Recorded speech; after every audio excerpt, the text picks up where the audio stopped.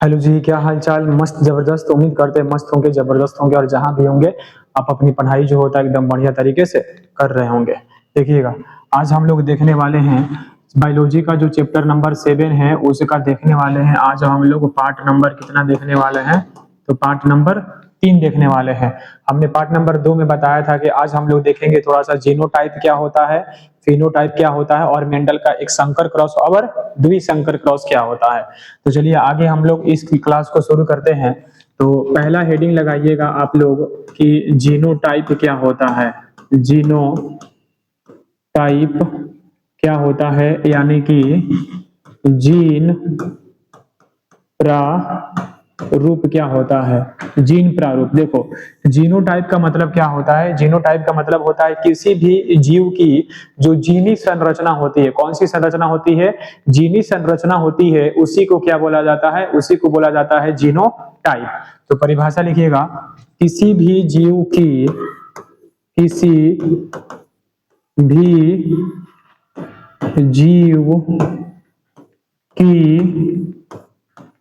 जीनी संरचना को जीनी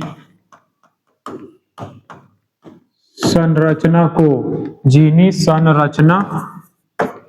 को जीनोटाइप कहते हैं। ठीक है, किसी भी जीव का जो जीनी संरचना होता है, कौन सा संरचना? जो जीनी संरचना होता है उसी को क्या बोला जाता है? तो उसी को जो होता है जीनोटाइप कहा जाता है। और जीनोटाइप के बाद ऐसा ही एक और हेडिंग आता है जिसको बोला जाता है फिनोटाइप, यानी कि लक्षण प्रारूप क्या होता है। तो उसको भी जो होता है थोड़ा सा यहाँ पर देख लेते हैं। तो आप लोग हेडिंग कर लीजिएगा फिनोटाइप।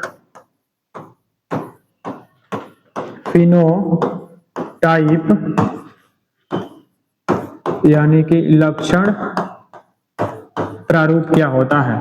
देखो, लक्षण प्रारूप का मतलब क्या होता है, किसी भी जीव का जो बाहरी बनावट होता है ना, बाहरी बनावट, उसी को बोला जाता है लक्षण प्रारूप। जैसे में हम लोग ये हैं, मानव हैं, हम लोग भी एक जीव ही है और हम लोग का जो बाहरी बनावट है वही क्या है? वही हो जाता है आपका लक्षण प्रारूप हो जाता है। तो परिभाषा में लिखते हैं, किसी भी जीव की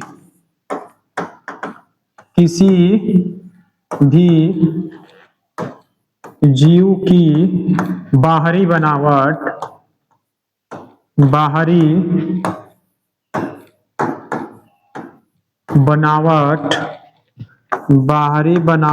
को लक्षण प्रारूप कहते हैं। क्या कहते हैं जी? लक्षण प्रारूप कहते हैं। किसी भी जीव का जो बाहरी बनावट होता है, क्या होता है? बाहरी बनावट होता है, उसी को क्या बोला जाता है? फिनोटाइप, यानी कि लक्षण प्रारूप कहते हैं। क्या कहते हैं? लक्षण प्रारूप कहते हैं। आगे हम लोग देखने वाले हैं मेंडल के नियम, यानी कि लॉ ऑफ मेंडल क्या होता है। तो हेडिंग लगाइएगा, मेंडल के नियम, यानी कि लॉ ऑफ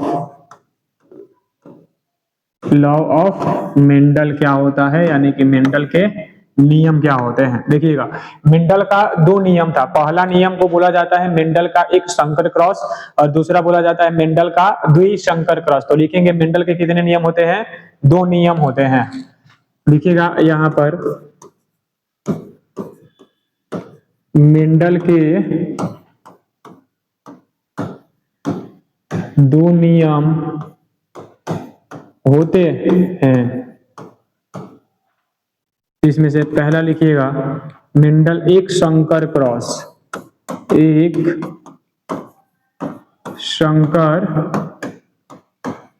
क्रॉस और दूसरा हो जाता है द्विसंकर क्रॉस। क्या हो जाता है? द्विसंकर क्रॉस। एक संकर क्रॉस को इंग्लिश में बोला जाता है मोनोहाइब्रिड क्रॉस।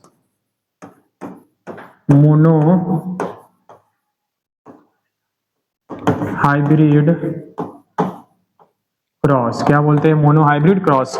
इसको बोलते हैं डाई हाइब्रिड क्रॉस, क्या बोलते हैं, डाई हाइब्रिड क्रॉस।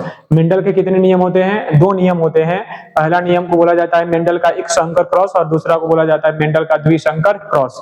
तो इसमें से हम लोग पहला जो होता है हेडिंग लगाएंगे आगे में कि मेंडल का जो होता है एक संकर क्रॉस से क्या हो जाता है, क्या हो जाता है मेंडल का एक संकर क्रॉस। तो हेडिंग लगाइएगा एक संकर क्रॉस, एक संकर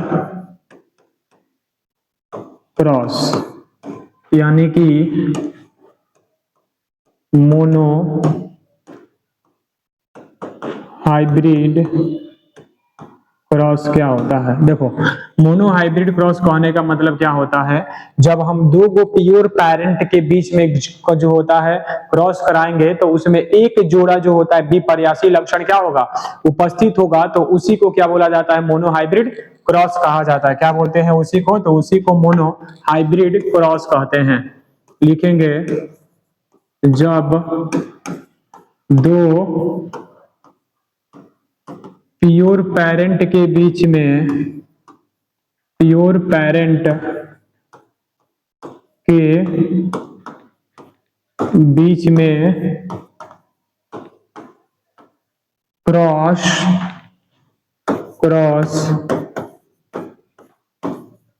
कराया जाता है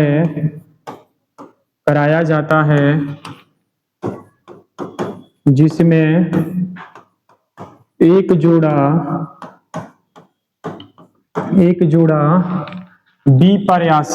जोड़ा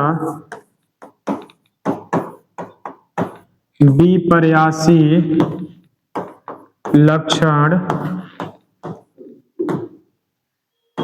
उपस्थित होता है। क्या होता है, उपस्थित होता है, एक जोड़ा विपर्यासी लक्षण उपस्थित होता है तो उसे मेंडल का एक संकर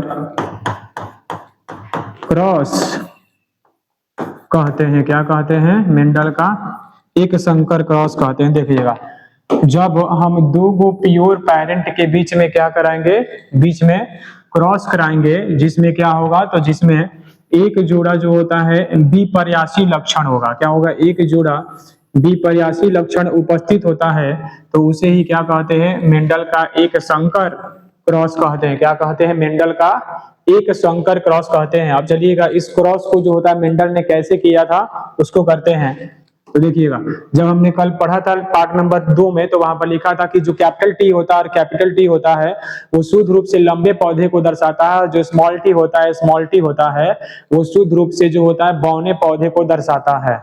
इन्होंने मटेरियल क्या लिया था, तो यहाँ पर लिखेंगे हेडिंग में हम लोग कर लेंगे मेंडल का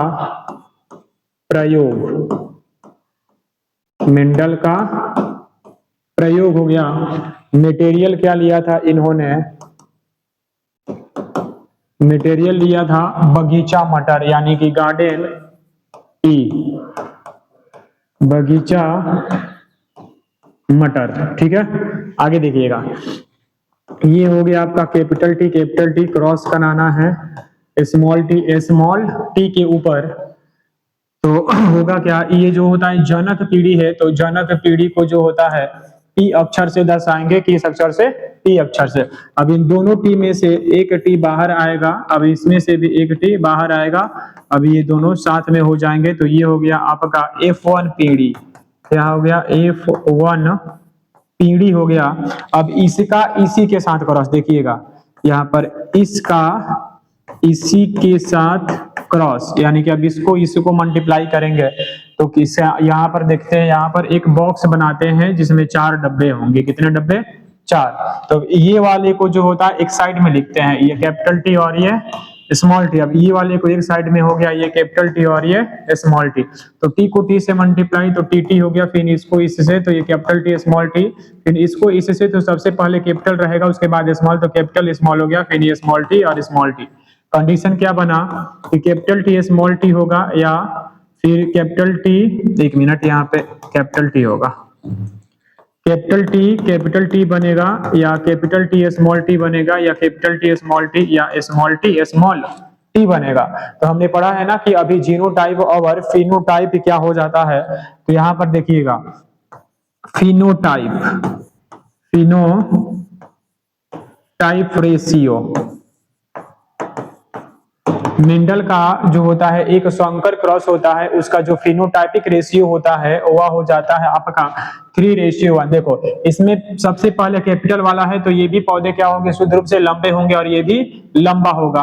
तो लंबे पौधे कितने हो गए, 3, और छोटे पौधे 1 हो गया।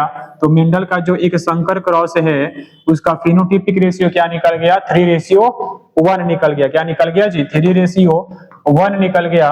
और इसमें हम लोग देखते हैं थोड़ा सा इसका जीनोटाइपिक रेशियो क्या होता है, जीनोटाइपिक रेशियो क्या होता है, जीनोटाइपिक रेशियो। तो देखिएगा जो जीनोटाइपिक रेशियो होता है इसमें अलग अलग कर देंगे। देखो 3 कंडीशन बना है, ये कंडीशन एक अलग है, अब ये दोनों सेम के जैसे हैं, 2 है तो 2, और ये अलग है तो अलग। यानी कि मेंडल का जो एक संकर क्रॉस के है उसका जो जीनोटाइपिक रेशियो है वो क्या निकल गया, 1:1। ये दोनों रेशियो जो होता है बहुत ही महत्वपूर्ण है, तो इसको मस्ट इंपोर्टेंट कर लीजिएगा। ये हो गया आपका मेंडल का एक संकर क्रॉस। और आगे हम लोग देखने वाले हैं कि मेंडल का जो होता है द्विसंकर क्रॉस क्या हो जाता है। क्या देखने वाले हैं, मेंडल का द्विसंकर क्रॉस। तो हेडिंग लगाइएगा, एक मिनट। ये जो मेंडल का एक संकर क्रॉस है ना, मेंडल का एक संकर क्रॉस, इसका एक दूसरा नाम होता है जिसको बोला जाता है पृथक्करण का नियम। क्या बोलते हैं, पृथक्करण का नियम। तो यहां पर लिख लीजिएगा, मेंडल के पहले नियम को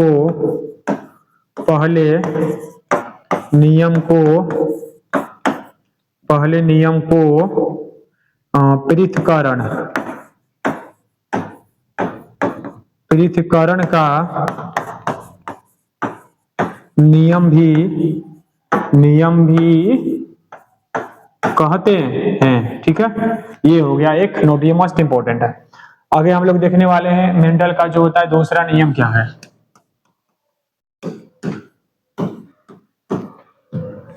यानी कि मेंडल का दूसरा नियम क्या था, द्विसंकर क्रॉस,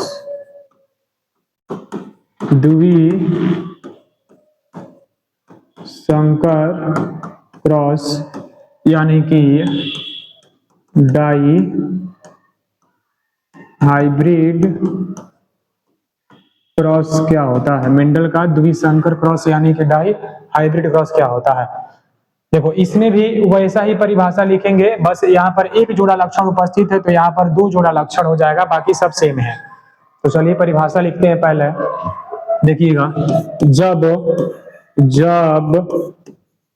2 प्योर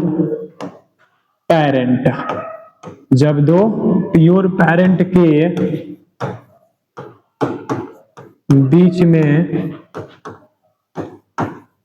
बीच में क्रॉस कराया जाता है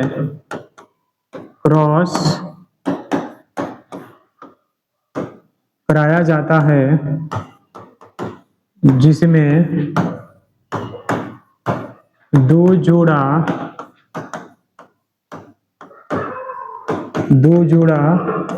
विपर्यासी लक्षण, जिसमें 2 जोड़ा विपर्यासी लक्षण उपस्थित होता है। क्या होता है, उपस्थित होता है। क्या होता है जी, उपस्थित होता है। तो उसे द्विसंकर क्या बोलते हैं, तो उसे द्विसंकर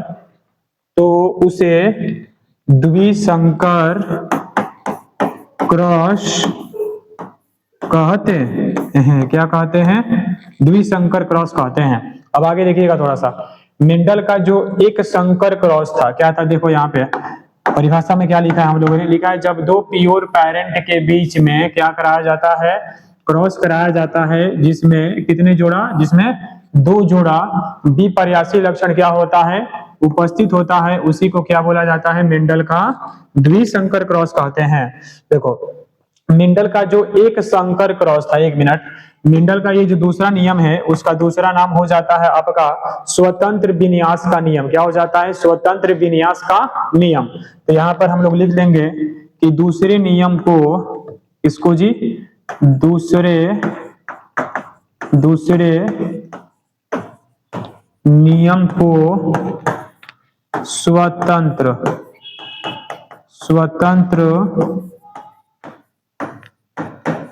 विन्यास का नियम, स्वतंत्र विन्यास का नियम भी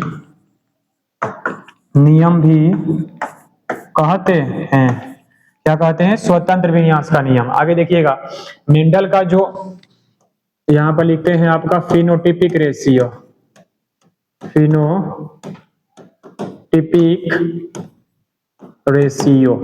मेंडल का जो एक संकर क्रॉस था, क्या था, मेंडल का जो एक संकर क्रॉस था उसका फिनोटिपिक रेशियो क्या लिखा था हम लोगों ने, वो देखिएगा, थोड़ा सा देखिएगा। मेंडल का जो एक संकर क्रॉस था उसका फिनोटिपिक रेशियो में क्या लिखा है, 3:1 लिखा है। क्या लिखा है जी, 3:1। तो यहाँ पर देखो 3:1।